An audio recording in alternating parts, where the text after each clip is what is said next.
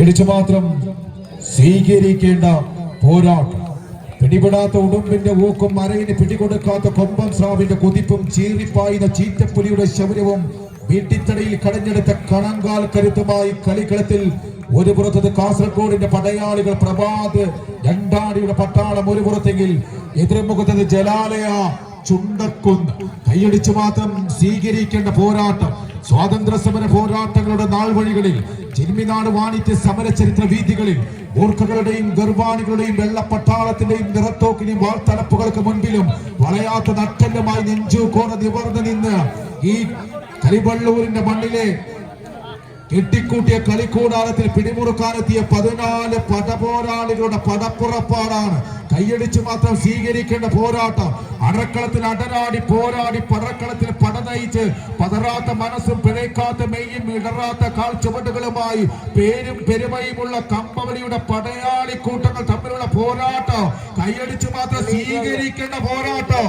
ആയിരങ്ങളുടെ ആർപ്പി വിടികളിൽ ആവേശത്തിന്റെ അലയടി നാദങ്ങൾ കേട്ട് ആഘോഷത്തിന്റെ അലകടലായി തീരുന്ന യുവജന കലാസമിതി പരിയേരിയുടെ മണ്ണിൽ കെട്ടിക്കൂട്ടിയ കളിക്കൂടാരത്തിൽ ആര് വാടോ ആര് വീടോ?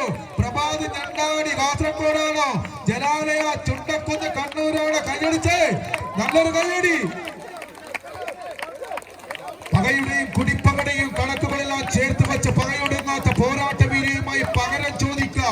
ഇടിയും പൊടിയും പടയും പടയാളികളും പടക്കോപ്പുകളുമായി കളിക്കളത്തിലേക്ക് എത്തിയ പ്രഭാത് ഞണ്ടാടി 10 അടിയുടെ വിജയത്തിൽ 5 അടി തങ്ങൾക്ക് അനുകൂലമാക്കി. ഒരു പുറത്തെങ്കിൽ എതിർമുഖത്ത് കായിക കരുത്തിന്റെ ചുവടുവെപ്പുകളും വാൾപരിചയും മുറുമിയും ചുരുകയും ബലമില്ലാതെ കളിക്കളത്തിലത് ഷൈജുവിന്റെ പട്ടാളം ജലാലയ ചുണ്ടക്കുന്ന്. കൈയടിച്ച് നല്ലൊരു കൈയടി. ആവേശ പോരാട്ട കളിക്കളത്തിൽ സമ്മാനിക്കാൻ പിടിമുറുക്കുന്ന 14 പടക്കുതിരകളാണ്. അലയിൽ തലയിൽ മുറുക്കിയ 14 പടക്കുറുപ്പന്മാരുടെ പടയോട്ടങ്ങൾ കരികിലേക്ക് അവസാന ഇഞ്ചുകളിലേക്ക് ആദ്യ സെറ്റ് തങ്ങൾക്ക് അനുകൂലമാക്കി ക്വാർട്ടർ സെക്കൻഡിലേക്ക് അത് പ്രഭാത് ഞണ്ടാണ്.